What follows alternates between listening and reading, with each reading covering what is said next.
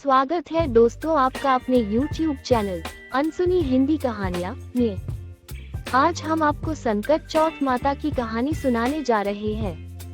यदि आप चैनल पर पहली बार विजिट कर रहे हो तो कृपया चैनल को सब्सक्राइब कर लें, ताकि हमेशा आपको ऐसे ही बेहतरीन कहानियाँ सुनने को मिल सके।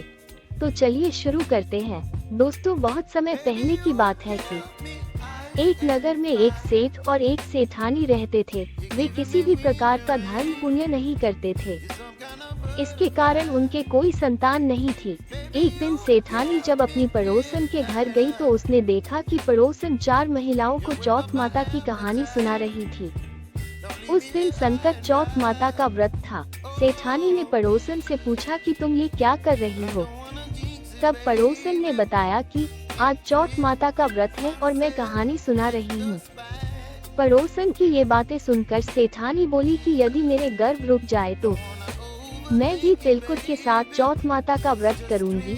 चौथ माता की कृपा से सेठानी के गर्भ रुक गया तो उसने फिर चौथ माता से मन्नत मांगी कि मेरे लड़का हो जाए तो मैं 2.5 सेर तिलकुट करूँगी। कुछ दिन बाद उसके लड़का हो गया तो उसने फिर मन्नत मांगी कि हे चौथ माता, मेरे बेटे का विवाह हो जाएगा तो मैं 5.25 सेर का तिलकुट करूंगी। कुछ वर्षों बाद उसके बेटे का विवाह एक अच्छे परिवार में तय हो गया।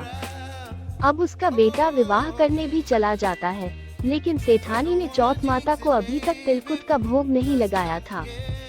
इस कारण से चौथ माता नाराज हो गई और उन्होंने फेरों से उसके बेटे को उठाकर पीपल के पेड़ पर बिठा दिया।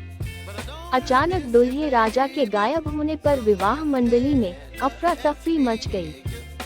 सभी वर को इधर उधर खोजने लगे, पर दुल्हे राजा का कोई अता पता नहीं लगा और विवाह की खुशी के पल निराशा में बदल गए। सभी बाराती और विवाह मंडली वाले लोग हैरान और परेशान थे। इधर दुल्हन के आंसू रुकने का नाम नहीं ले रहे थे। हल्दी तेल चढ़ी दुल्हन अविवाहित रह गई। हताश होकर सारे बाराती अपने अपने घर लौट गए। इस प्रकार कुछ दिन बीते तो गणगौर का त्योहार आया। जिस लड़की से सेठानी के लड़के का विवाह होने वाला था, वो अपनी सहेलियों के साथ गणगौर पूजन के लिए एक बगीचे में दूब लाने के लिए जाती है तो एक पीपल के पेड़ से आवाज आती है कि ओ मेरी अर्धविवाहित प्रिया। ये सुनकर लड़की चारों तरफ देखती है, लेकिन कोई भी दिखाई नहीं देता है। कुछ दिनों बाद लड़की शारीरिक रूप से कमजोर होने लग गई। इस बात की घर वालों को भी चिंता होने लगी। तभी एक दिन लड़की की माँ ने कहा, मैं तुम्हें अच्छा खिलाती हूँ, अच्छा पहनाती हूँ, फिर भी तू दुबली पतली होती जा रही है। ऐसा क्या कारण है? तब लड़की ने कहा, कारण का तो मुझे पता नहीं, लेकिन गणगौर पूजा के दिन जब मैं बगीचे में दूब लेने गई तो एक पीपल के पेड़ से आदमी की आवाज आई, ओ मेरी अर्धविवाहित प्रिया। अपनी बेटी से उसकी माँ ने जब ये बातें सुनी तो उसकी माँ भी असमंजस में पड़ गई। उसकी माँ ने यह बात अपने पति को बताई। उसका पति उस सेठानी के पास गया जिसके बेटे से उसकी बेटी का विवाह अंतिम समय में रुक गया था। उसके पति ने जाकर सेठानी को अपनी बेटी के साथ बीती वो घटना बताई। इस घटना का सेठानी के आस पड़ोस में जब पता चला तो सेठानी की वो पड़ोसन आई, जिसे देखकर उसने चौथ माता का व्रत करना शुरू किया था और मन्नत मांगी थी। पड़ोसन ने पूछा कि क्या आपने चौथ माता को बोला गया तिलकुट का प्रसाद चढ़ा दिया है?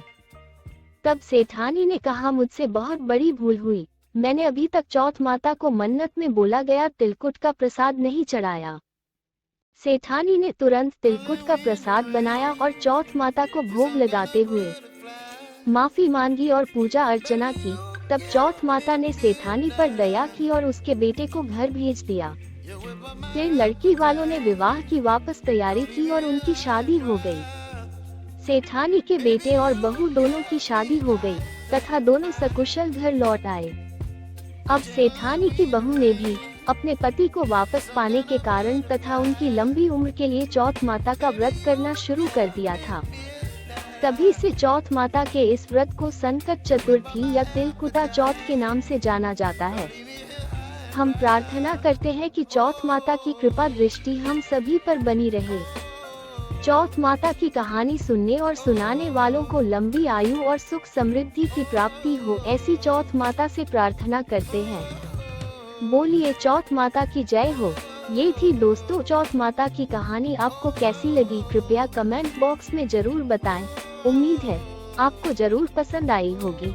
ऐसी ही बेहतरीन कहानियाँ सुनने के लिए कृपया चैनल को सब्सक्राइब कर लीजिएगा, जिससे कि हर रोज आपको सुनने के लिए कहानियाँ सबसे पहले मिल सके। आपने वीडियो को अंत तक देखा, इसके लिए आपका बहुत बहुत धन्यवाद। अगली मुलाकात होगी एक बेहतरीन कहानी के साथ। तब तक मस्त रहें, खुश रहें, हंसते रहें और हंसाते रहें। धन्यवाद दोस्तों।